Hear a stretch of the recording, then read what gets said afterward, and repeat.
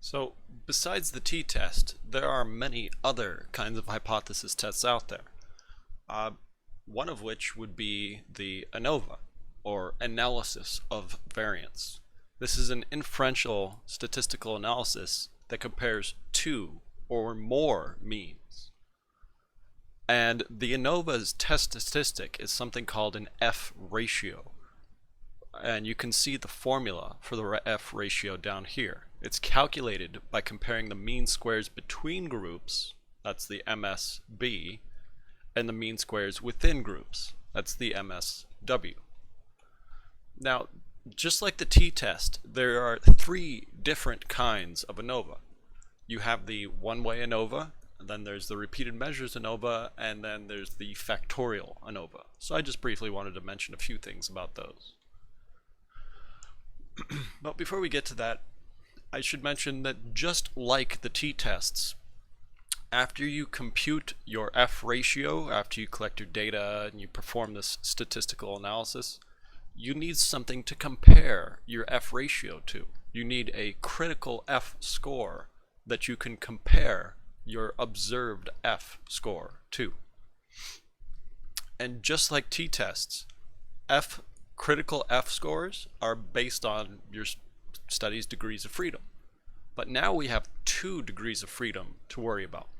There's something called the degrees of freedom between, and there's degrees of freedom within. So just check out these formulas you see right here. So degrees of freedom between is equal to G minus 1. Degrees of freedom within is equal to N minus G. G stands for the number of groups. N is the total number of participants. So, all you need to do to figure out what these 2 degrees of freedoms are is to count the number of groups you have. Like if you have a treatment group and a control group, your G is equal to 2. So degrees of freedom between is 2 minus 1. So 1. And then for degrees of freedom within, you just want to count the total number of participants and subtract from that the total number of groups. So if you have 100 participants in 2 groups, your degrees of freedom within is going to be 118. 120 minus 2. So it's pretty simple math, but the hard part is just remembering how to do it. You can easily forget these kinds of formulas, but the formulas themselves are very simple. So once you have both of these degrees of freedoms, the degrees of freedom between and the degrees of freedom within, then you can figure out what those critical F scores are using a table, just like we did with the t-test. So here's what that table would look like.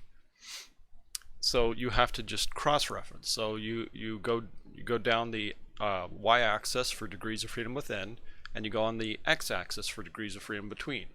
You can see I kind of had to split it in half to fit it on the screen, but the first column on the far left, that's for the different values of degrees of freedom within. Second column is for degree of freedom between of 2. Then the next one is degree of freedom between of 3, and then the next one is degree of freedom between of 4. So if our degrees of freedom between is, 3, and within is 10, you just go over to 3 and then down to 10, and you see the critical F score for that would be 3.708. So it's relatively easy to find a critical F ratio. You just need to know the number of groups in the study, and you need to know the number of participants in the study, and then you just look it up in a chart like this one. So that's the same for any kind of ANOVA that you do. Whenever you calculate any F ratio, that's how you would find the critical F value. So like I mentioned earlier though, there's different ways to do ANOVA. First of all, you have the one-way ANOVA. This is an analysis of variance which compares the means of 2 or more samples in a between subjects design. Now if you really think about this, The independent sample t-test, that's when we compare two groups, right? Well, a one-way ANOVA is the same thing. To be more specific, an independent samples t-test is a one-way ANOVA. That is a kind of one-way ANOVA. But the independent samples t-test is a special one-way ANOVA that only ever has two groups. Whereas when it comes to one-way ANOVA in general, it could be two or more. Like you could have 20 groups, you could have 100 groups and still do a one-way ANOVA. So ANOVA obviously can be a lot more complicated than a t-test for that reason. I mean, you could just have it with two groups, but it's much more likely if you're doing an ANOVA, it's going to have a lot of groups. And you can, just like with the t-test, just like with the correlation, you can compute this stuff by hand, but generally we don't do that. We have various kinds of statistical programs to help us compute our statistical values. Here's just one little example of the kind of output you would get from this kind of statistical software. So you can see, and all this stuff can be computed in a matter of seconds. You just need to know where to plug in the numbers and then just click a few buttons. And it will give you all kinds of information. It'll give you your sums of squares, it'll give you your degrees of freedom between and within, it'll give you your mean square values, your F ratio value, and it'll even provide your critical F score and the corresponding P value. So if you just look at this output from this program, you can clearly see that our observed F ratio of 9.916 is much more extreme than the critical F of 3.466. And that's reflected in the p-value as being very small. If you think back to when we were talking about p-values, the smaller the p-value, the better. If a p-value is less than 0.05, then usually that means we found something that's considered statistically significant. That just means, we think we actually have found something. There does seem to be a difference between these groups. And I previously used the example of a health psychologist looking at, college students estimating the calorie value of various, snacks. So let's go back to that example. Let's say you're that health psychologist and you want to compare the calorie estimates of different kinds of college students now. Like you want to look at psych students and you want to compare those to like nutrition majors and maybe like professional dietitians. So we're taking multiple groups. And you do the math, you collect your data, and you get your psych majors. The mean for your psych majors is 187.5. Whereas the mean for your nutrition majors is 195. And then dietitians is 238.13. So we have three separate means now, and we want to see if they're different from each other. Well, that's exactly where the ANOVA comes in. The ANOVA allows you to make that kind of complicated comparison between these three different means. And if we were to do this and calculate the F ratio, we might find something like 9.9. And as I mentioned in the example just a moment ago, when you get an F ratio that's that high, it's pretty likely that it's critical. I mean, just think back to when I was showing you the table. Let me show you that table once again. You can see that as your degrees of freedom goes up in either direction, if it goes up in the within or as it goes up in the between, it gets lower. Like a degrees of freedom between of 4 and within of 35 is 2.64. So you can see it's just getting lower and lower as it goes. And then the highest value would be for a between of 2 and a within of 8. That has a 4.45. So if I were to tell you that my observed degrees of freedom is 9.9, that's pretty obvious that we found something significant here. You don't even need to refer to the table. But if you get something in like the 2s, the 3s, or the 4s, which is a lot more likely, then you'll definitely want to refer to the table to see if your observed F ratio is more extreme than the critical one for your study. But there's a big problem with analysis of variance. We can do the math and find that there is a significant difference between our three or more groups, but it doesn't tell us exactly where that difference is. And that's why we need to do something else. We need to follow up our ANOVA with an additional analysis. We call this post hoc comparison. So what a post hoc is basically just a series of independent measures t-tests. Just think of, doing independent measures t-tests where you compare two separate groups over and over and over again with every possible combination of groups. So if you have three groups like A, B, and C, you do independent measures on A and B, independent measures on B and C, and then A and C. So you'd have three different post hocs for your study. And that'll tell you exactly which groups are different from which.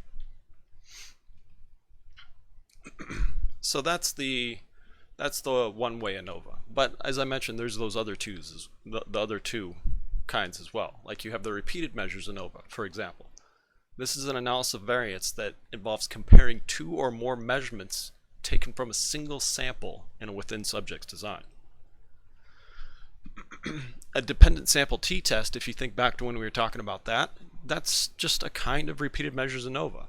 Once again, t-tests are just very simple forms of repeated measures ANOVA. The only thing that makes a t-test different is that it strictly only compares two means. And then you have the third kind of ANOVA. It's called the factorial. Now this is where it gets kind of weird. This is where we go pretty far away from the t-test.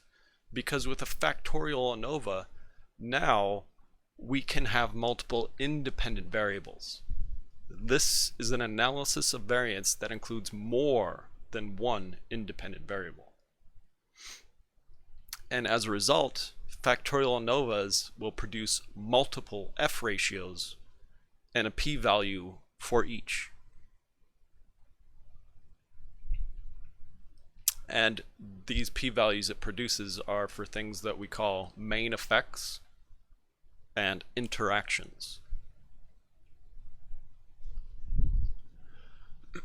But we'll come back to that stuff.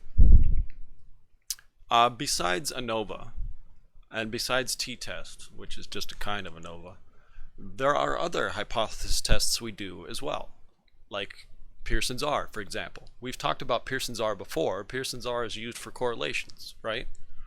But Pearson's R can also be used to determine not just, the strength and direction of a correlation, but also whether that correlation is significant, a statistically significant correlation. And here is the formula for conducting a Pearson's R, just to remind you. So it's SP divided by the square root of the sums of squares for x and the sums of squares for y. And then for this, just to be clear, you do also need to learn what the degrees of freedom is for your study for a Pearson's R correlation. But now the formula is a little bit different. Now it's going to be n minus 2. And just like the other hypothesis tests we've talked about, Pearson's R also has critical R values. So you compare the observed R value to one of these criticals that you would look up in a table like this one. So, but these tables are a lot easier to understand. All you really need to know is what the sample size is. And I talked previously about the difference between one-tailed and two-tailed tests. Generally, we just go with the two-tailed. Unless you have a specific reason to look at the one-tailed, we just stick to the two-tailed tests. So if, for example, your sample size was 40, well, remember, we want to do 40 minus 2.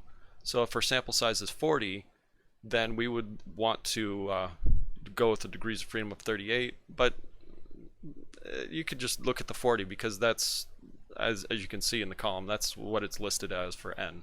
So an n of 40 for a two-tailed test then would have a critical R value of 0.312. And then for 20, that would have a critical R value of 0.44, and so on. So you can see how that works. But as you can tell, a lot of values aren't actually in this table. Like, what are you going to do if you need to find the critical R score for a number like 38, for example? Well, This is where it gets a little bit, unsatisfying, I guess you could say, because basically what you have to do is go with the closest number.